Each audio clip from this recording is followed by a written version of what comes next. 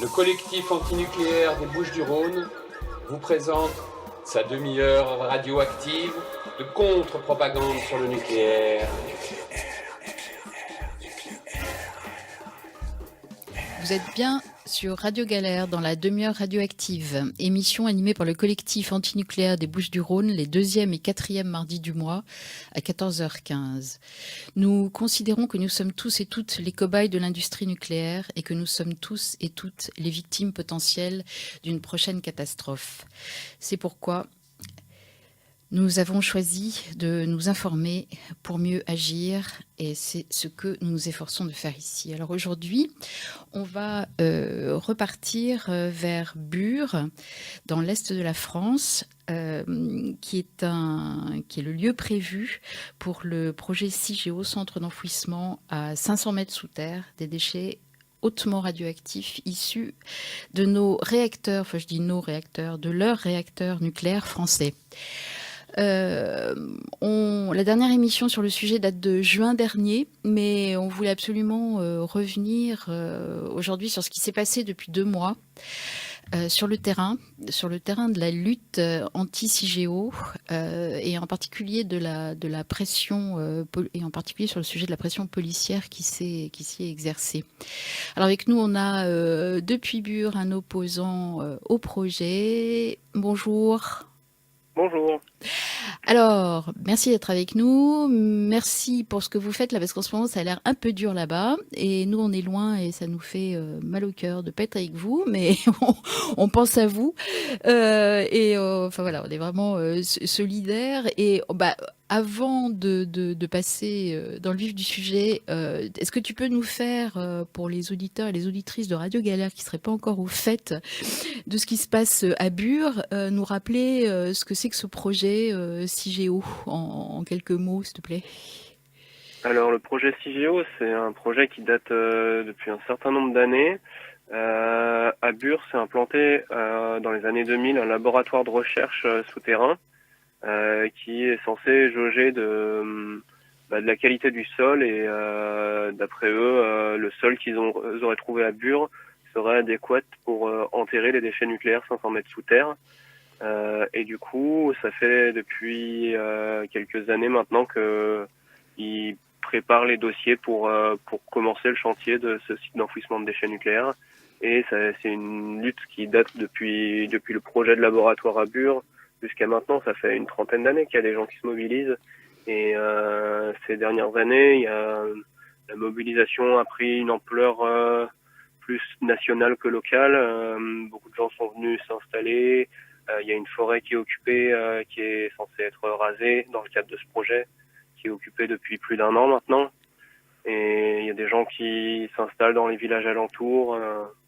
Voilà, la lutte est en train de changer aussi. Alors, donc tu as dit au début c'était un laboratoire, hein, donc ils étudiaient les possibilités, enfin en sachant quand même parfaitement bien qu'il y a que vu la densité de population dans ce coin-là, il y avait peu de chances qu'il y ait une opposition radicale au projet. Hein, ils ont pas. Et par contre, l'année dernière, donc au mois de juillet, il y a une loi qui a été votée, hein, qui entérinait le fait que CIGEO c'était plus un laboratoire, mais bien un projet avec comme visée une exploitation industrielle et à horizon 2025. Donc c'est entériné par la loi maintenant, cette affaire. Oui, c'est ça. C'est-à-dire que la loi a dit que l'enfouissement se ferait aux endroits où il y avait des laboratoires de recherche. Et il se trouve qu'il n'y en a qu'un seul en France, donc oui. à Bure. D'accord. Bon, à la base, ils voulaient en construire plusieurs dans différents coins pour prospecter, mais ils se sont rendus compte que un des seuls endroits où mais peu de personnes se sont opposées et où ils ont finalement réussi à construire ce laboratoire, ça a été à la limite de la Meuse et de la Haute-Marne, à Bure, donc. Et je regardais un petit peu tout ça. Il y a une emprise de. Alors c'est l'Andra, hein, c'est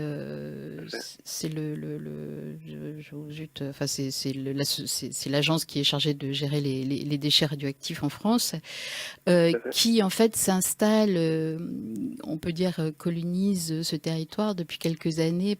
Tu peux nous parler un peu de leur méthode de colonisation du territoire? Ah bah, les méthodes, elles sont assez simples. C'est soit l'argent, soit la menace. En gros, ils font beaucoup d'achats de terres agricoles après, ils échangent des terres agricoles avec des agriculteurs pour étendre leur territoire, pour choisir les zones qui les intéressent. Et du coup, si les agriculteurs acceptent l'argent, ben, ils utilisent cette méthode. Et sinon, après, s'ils tombent sur des agriculteurs qui refusent pour des raisons, et encore plus si c'est pour une opposition au projet, bah, c'est des menaces, c'est de la pression, c'est du harcèlement. Ils ont des personnes qui savent très bien faire ce genre de harcèlement sur le foncier. Et donc voilà, c'est des méthodes comme ça. Ils ont déjà acheté, je crois que c'est 3000 hectares dans le coin, c'est ça? Je me souviens plus des chiffres exacts, mais oui, ils ont Enfin, une grande portion de terre, aussi bien des champs que des bois, des forêts. Et du coup, ça leur permet d'échanger selon ce qui les arrange. et après, il y a aussi, on arrose les municipalités avec, et les départements avec des subventions. Hein, ça... Exactement, il y a énormément de subventions qui sont distribuées. Il y a qu'à voir les villages d'alentour. Il y a 80 habitants, mais il y a une mairie flambant neuve, une salle des fêtes immense, des trottoirs et des lampadaires flambant neufs aussi. Enfin, il y a énormément d'argent qui est donné aux collectivités locales pour faire accepter ce projet. Et localement, enfin pas les antinucléaires, mais les gens qui habitent sur place, enfin, dont c'est le territoire, en fait, les agriculteurs, comment ils prennent la chose? C'est quoi leur, c'est moitié-moitié, c'est comment? Ça dépend, c'est difficile à dire parce qu'il y a beaucoup de gens qui se prononcent pas ou qui osent pas se prononcer. Disons que dans les gens qui se prononcent, il y a ceux qui ont clairement des intérêts, parfois des conflits d'intérêts sur ce projet, qui se déclarent pour, et les quelques personnes qui se déclarent contre, que ce soit dans les agriculteurs, dans les habitants locaux, il y en a qui ont subi de la répression. Dernièrement, il y a un agriculteur qui nous soutient et qui s'oppose au projet depuis de longues années, qui est allé au tribunal pour ça. Donc il y a une grosse répression. Du coup, il y a beaucoup de gens qui osent pas se positionner ou du moins pas publiquement. Donc c'est un peu à demi-mot que parfois des gens disent ben on veut bien vous soutenir, mais on doit se faire discret parce qu'on veut pas avoir de soucis avec la gendarmerie, l'Andra, ce genre de choses quoi. Ouais, c'est étonnant de voir que c'est exactement le même genre de choses qui se passe là où il y avait des mines d'uranium et enfin, ouais, mais et comment, alors parce que depuis un moment là vous êtes on peut dire sous pression policière, hein, il y a des fourgons de gendarmes qui se baladent, parce qu'il faut dire alors il y a une à Bure, il y a je crois que c'est en 2004 que a été rachetée une maison. Oui, tout à fait. Tu peux nous parler un peu de la maison Ouais. de la Et ben résistance? c'est ça. Dans le village de Bure en 2004, il y a des gens qui ont racheté une maison, qui d'ailleurs ont dû se faire discret pour racheter la maison parce que il y a les mairies, des gens qui s'en mêlent, qui des fois veulent pas, essayent de compliquer le fait que des opposants rachètent des maisons dans le coin, qui ont dû se faire discret pour acheter cette maison et du coup, ça fait depuis 2004 qu'il y a une maison d'accueil dans le village de Bure où tous les gens qui s'intéressent à l'opposition au projet sont les bienvenus et du coup, il y a beaucoup de gens de passage et de plus en plus ces dernières années, ces derniers mois, ces dernières semaines. Et c'est vraiment un lieu qui permet d'accueillir et à tout moment du jour et de la nuit, il y aura du monde pour vous accueillir, pour vous répondre au téléphone aussi. Et donc depuis, enfin parce que moi je suis allée à Bure, enfin 2 3 fois, et à chaque fois on voit bien qu'il y a des gendarmes, de la gendarmerie, enfin que ça patrouille. Et comment est-ce que les habitants de Bure, enfin en dehors de la maison de résistance, ils vivent ça, cette pression là constante, enfin. Et Ben, il y en a beaucoup qui en ont marre. En fait, ce qui ressort beaucoup, c'est que souvent les gens se positionnent de cette manière que bah eux ils feraient bien mieux sans le projet parce que bah ça attire les gendarmes, ça attire des ennuis. Il y a des villages où il y a des gens qui se sont brouillés. Il y a un village à côté de Bure où il y a tellement de conflits d'intérêts et qu'il y a des embrouilles entre voisinages qui sont maintenant irréparables et il y a une mauvaise ambiance dans le village et il y a beaucoup de gens qui disent on regrette tout ce qui se passe maintenant, on en a marre de la pression policière parce que bah il y a énormément de contrôles qui visent d'autant plus les opposants mais aussi qui impactent la population locale, des contrôles routiers, des contrôles de la présence policière sur les terrains. Il y a des gendarmes qui circulent parfois en 4x4 dans les champs des agriculteurs. Ce genre de choses. Alors, oui, on va en venir à, à la pression. Enfin, on va en revenir à ce qui s'est passé là, le 15 août pendant une manif.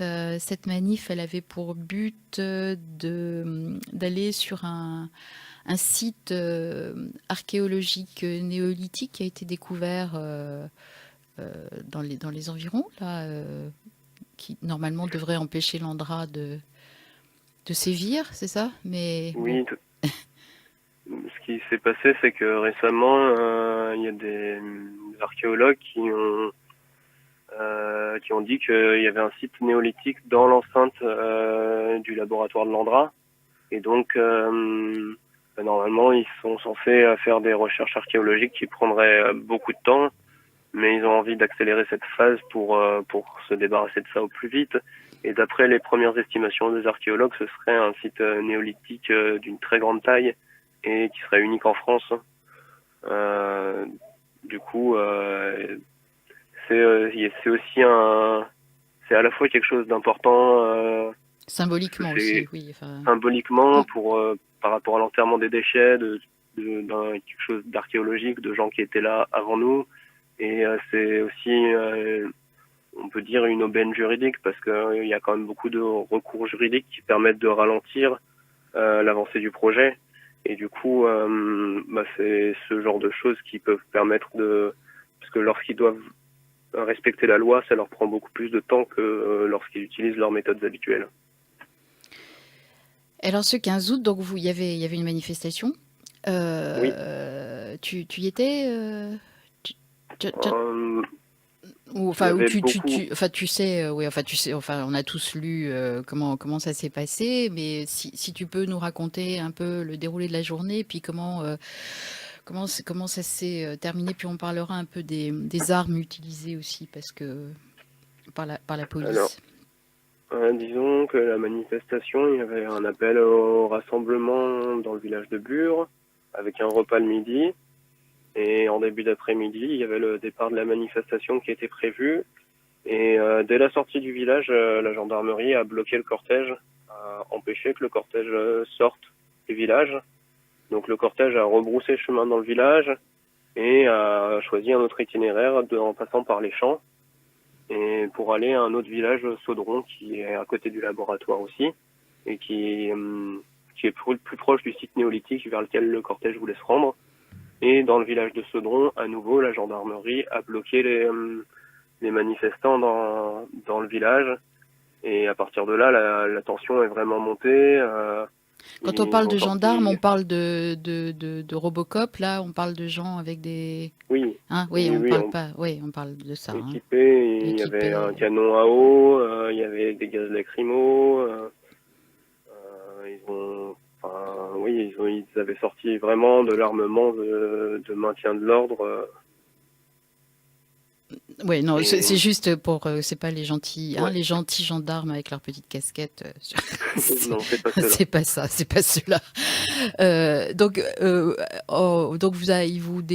vous contournez voilà, et puis vous arrivez à Saudron, c'est ça, et là,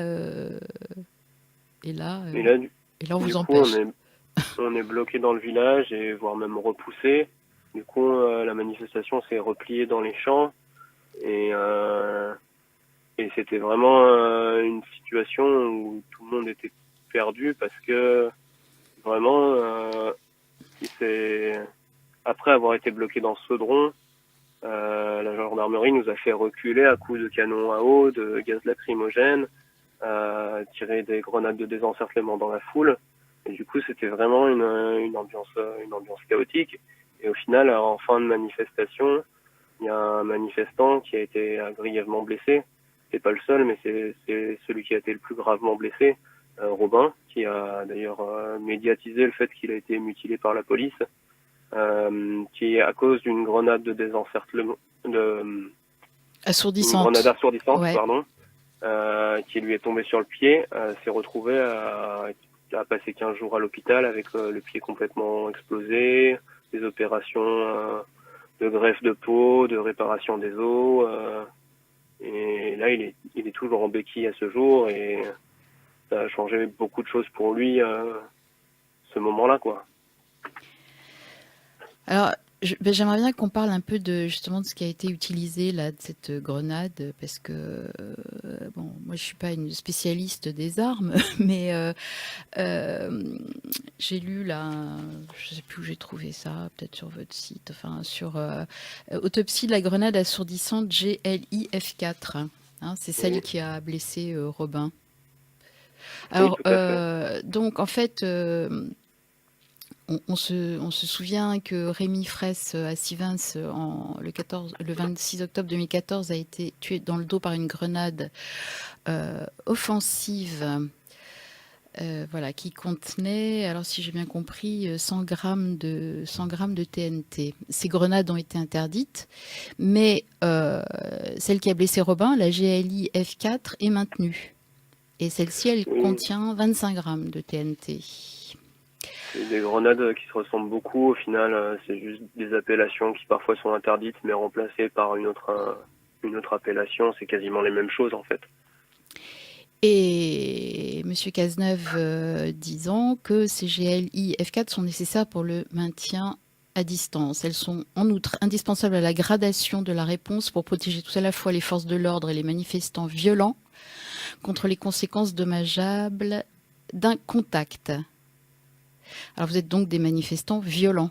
C'était violent? Vous étiez violent là à Saudron? C'est-à-dire qu'il y avait aussi une certaine rage qui s'exprimait. Vous étiez armé? Je pense que les personnes les plus armées étaient en face et avaient la loi de leur côté. Après, c'est sûr qu'il y a une certaine rage qui s'exprime parce que ça fait 30 ans qu'il y a des gens qui s'opposent à ce projet et qui sont pas écoutés. Il y a vaguement des consultations qui ont été faites, mais elles ont été faites plus pour la décoration. Concrètement, les opposants, ils n'ont pas de parole légitime auprès de l'État, de l'ANDRA. Donc il y a des gens qui ont la rage, c'est sûr. Mais après, la violence était du côté des forces de l'ordre ce jour-là. Parce que je relis que l'usage de la grenade lacrymogène instantanée, celle dont on parle, est prévu dans le cadre d'une riposte graduée, jaugée au regard de la violence réelle ou supposée des manifestants. Ah, ça c'est intéressant, supposée. Faisant face aux forces de l'ordre, son usage intervient si les moyens basiques de maintien de l'ordre, à savoir les matraques, les canons à eau et les grenades lacrymogènes, sont jugés inefficients. C'est déjà pas mal quand même, matraques et canons à eau. Elle est utilisée sur le palier usage des armes qui succède au palier emploi de la force. Elle précède le palier riposte prévoyant l'usage d'armes à feu individuelles. Oui, elle précède. Voilà. Oui, et puis ce qu'il faut dire aussi sur ces grenades, c'est de leurs usages. Normalement, elles sont utilisées, c'est des grenades assourdissantes. Elles sont censées faire beaucoup de bruit pour impressionner. Et du coup, elles sont censées être lancées au sol. Et là, ce qui s'est passé, c'est qu'elles étaient tirées en cloche, en l'air, et du coup, il y en a qui ont explosé à hauteur de visage. Heureusement, le hasard a fait qu'elles sont pas tombées à hauteur d'une tête, mais elles explosaient à hauteur de visage pour certaines. Certaines retombaient au sol à hauteur de pied, comme c'est arrivé pour Robin. Mais si des grenades, par hasard, malencontreusement, avaient explosé au niveau de la tête de quelqu'un, je pense que à ce moment-là de la manifestation, il y a beaucoup de personnes qui ont ressenti qu'il aurait pu y avoir quelqu'un qui aurait pu mourir, en fait. Ouais, parce qu'on voit qu'il y a eu des gens qui ont eu des mains arrachées par ces grenades alors qu'ils croyaient que c'était des grenades lacrymogènes qu'ils les rebalançaient. Et en fait, quand ils les prenaient, et je vois dans le même truc que normalement ces grenades, elles sont utilisées en binôme, donc un binôme composé du lanceur lui-même et d'un superviseur ayant le recul nécessaire pour évaluer la situation et guider l'opération. Ton avis, il y avait un superviseur avec le recul nécessaire? Non, je pense pas que c'était le cas. Et d'ailleurs, la préfecture a absolument pas fait de communiqué au sujet. Enfin, les dernières choses qu'a pu dire la préfecture, c'est qu'il y avait rien qui prouvait que cette blessure était liée à l'usage de ces armes-là. Et depuis, c'est le silence. Et j'ai l'impression qu'ils savent pas trop, qu'ils attendent que Robin a beaucoup médiatisé sa blessure. Ils attendent que ça retombe avant de, parce que je pense que ils peuvent avoir, il peut y avoir des conséquences difficiles. C'est-à-dire que Robin, en médiatisant sa blessure, il médiatisait aussi la violence policière, des personnes qui ont été tuées par la police, par la gendarmerie. On parlait de Rémi Fraisse, mais il y en a eu beaucoup d'autres et il voulait porter aussi un message pour que ces grenades et d'autres soient interdites, que l'usage de ces grenades. Ouais. Il y a le témoignage là qu'il a écrit le 16 août depuis sa chambre d'hôpital dans laquelle la police est venue l'interroger à 2 reprises quand même, déjà. Oui. Et il disait, les gendarmes ont tiré une quinzaine de grenades assourdissantes, ils ne couraient aucun danger. Voilà. Bien, ça c'est épisode 15 août. Et comme ça suffisait pas, le 20 septembre, perquisition. Oui. Alors, tu peux nous raconter ça un petit peu, perquisition à Bure. Alors, il n'y a pas eu que perquisition à Bure. La perquisition a visé 5 lieux d'habitation d'opposantes à Cigéo. Donc, elle a touché la maison de la Résistance dont on parlait tout à l'heure. Elle a touché un autre lieu collectif, la gare de Luméville, qui est un village dans les alentours. Et elle a touché 2 appartements et une maison d'opposants et d'opposantes. Donc 5 lieux simultanément le 20 septembre. Donc ça s'est passé à 6 heures du matin, la gendarmerie arrive. Moi-même j'étais à la maison de la Résistance à ce moment-là. Entre de force dans tous les espaces, que ce soit dans la maison, mais aussi dans les caravanes, les camping-cars qui sont derrière. Et souvent en cassant les portes. Et ensuite, pour la maison de la Résistance, ça a duré de 6 heures du matin à 16 heures, avec une présence énorme. Il y avait, je crois, 150 gendarmes dans Bure qui sécurisaient tous les environs. Et ils sont passés avec les brigades cynophiles, les brigades criminelles. Ils ont embarqué tous les ordinateurs, les téléphones portables, les photocopieuses. Ils ont pris des documents, des livres, des appareils photo, et ils ont tout pris en photo, l'intérieur. C'est vraiment incroyable comme scène. Oui, oui, parce que je peux imaginer ça. Et en fait, une perquisition, il faut un motif pour perquisitionner. C'était quoi le motif? Et le motif, c'était, il y a des soupçons d'association de malfaiteurs en vue de commettre un délit condamnable de plus de 10 ans de prison. Du coup, c'est en lien avec la manif du 15 août et aussi en lien avec une semaine d'action qu'on avait fait au mois de juin, où on avait appelé des gens à venir en forêt et à manifester leur désaccord avec l'Andra. Et à ce moment-là, il s'était passé quelque chose qui a été qualifié d'incendie.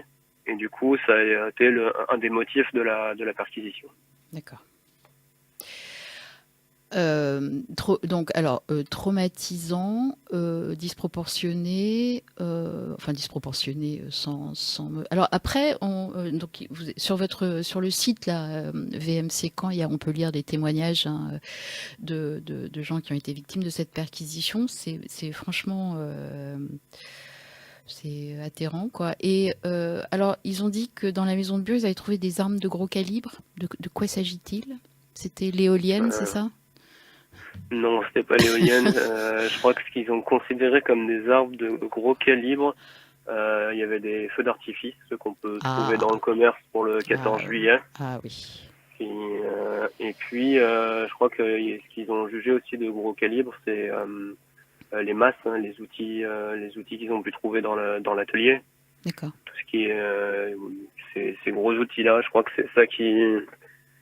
Enfin, j'ai l'impression ils avaient vraiment pas grand-chose, si ce n'est des données informatiques, et ils s'attendaient à. Je pense qu'ils s'attendaient aussi à trouver des gens qui ont été victimes de la répression et qui ont choisi de se soustraire à la justice. Je pense qu'ils les cherchaient aussi à ce moment-là et ils ont trouvé personne. Et du coup, je pense qu'ils ont cherché ce qu'ils ont pu se mettre sous la main, quoi.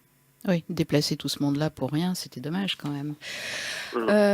Bien, ouais, alors attends, je voulais voir si j'avais un peu des témoignages à lire, là. Ah oui, alors il y a quelqu'un qui dit toute la journée, j'entends on exécute juste les ordres. Hein, c'était ça. Puisqu'évidemment, on empêche les gens d'aller aux toilettes, on les empêche de boire, on leur pique leurs trucs. Et apparemment, ils avaient les clés ou ils savaient où se trouvaient les choses. Enfin, moi, il y a donc forcément des infiltrés. Enfin, bien. Oui, il y avait un appartement qui a été perquisitionné, dont ils sont rentrés, ils avaient les clés. Ouais. Alors, donc, tout ça, voilà. Donc, en fait, quand on s'oppose au projet CIGEO, on s'oppose à la violence institutionnelle. Hein. Oui.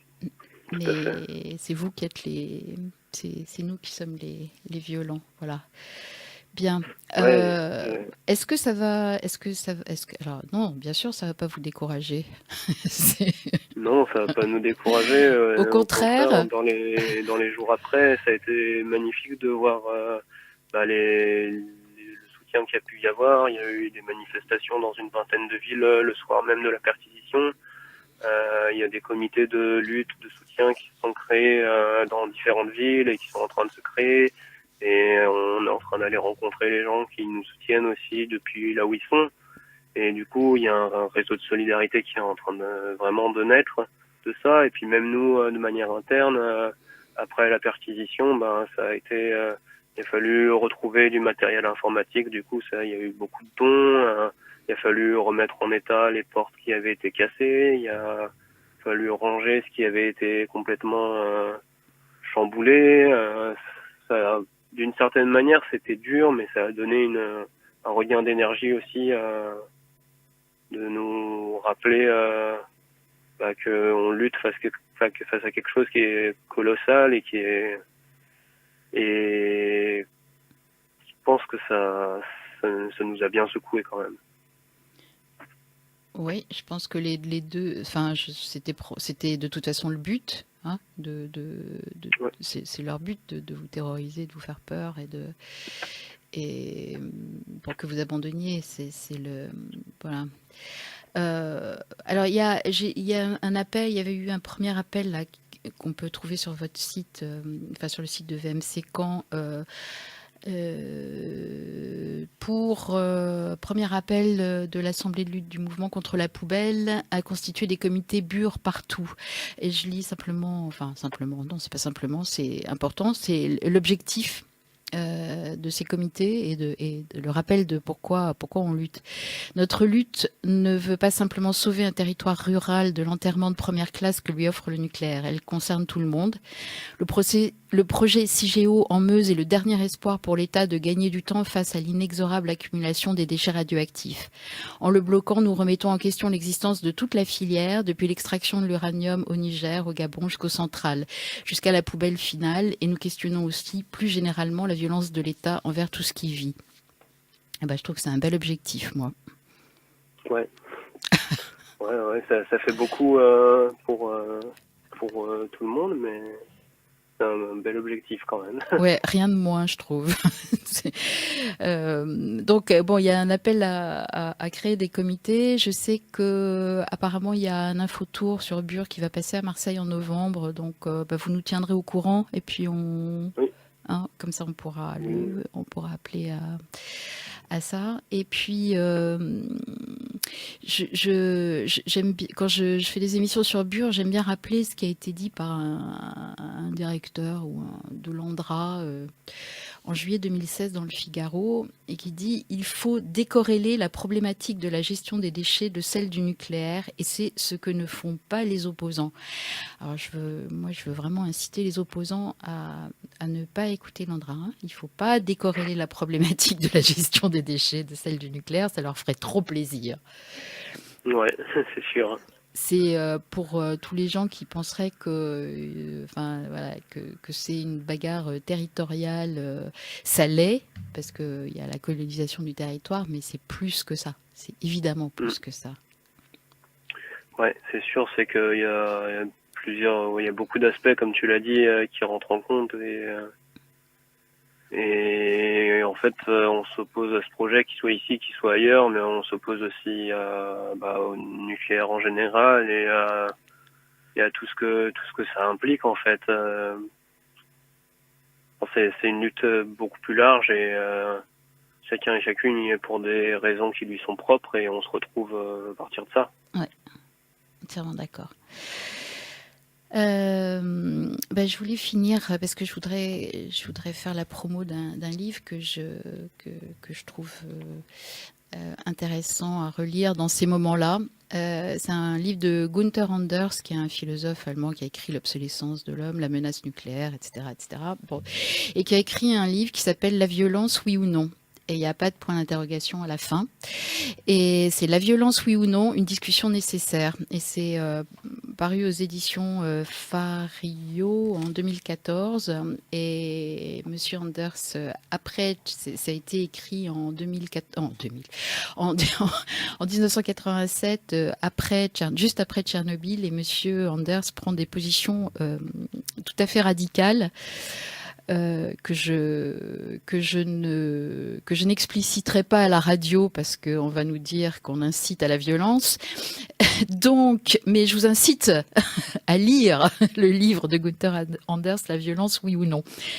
Une discussion nécessaire. Voilà. Bah, écoute, je te remercie. Puis on se tient au courant. Puis bon courage.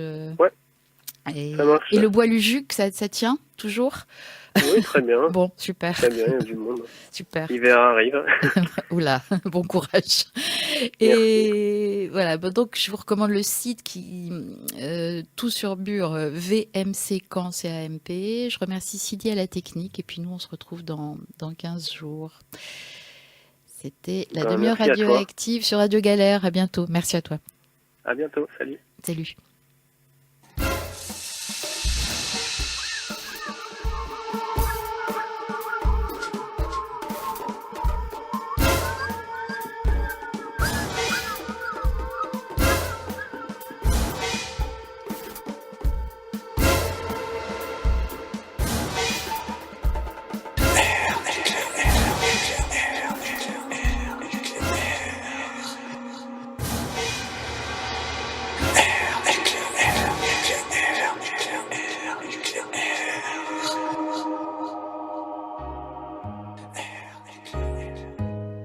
Émission Grand H. Changer le monde. Tous les deuxièmes lundis du mois. De 20h à 21h30. Sur la fréquence 88.4. Radio Galère. Grand H est une émission qui aborde des thèmes sociaux et culturels. Et tout ce qui touche à l'éducation populaire. Sur la fréquence 88.4. Radio Galère. Animé par Ladji. Emeraude. Sur la fréquence 88.4. Radio Galère.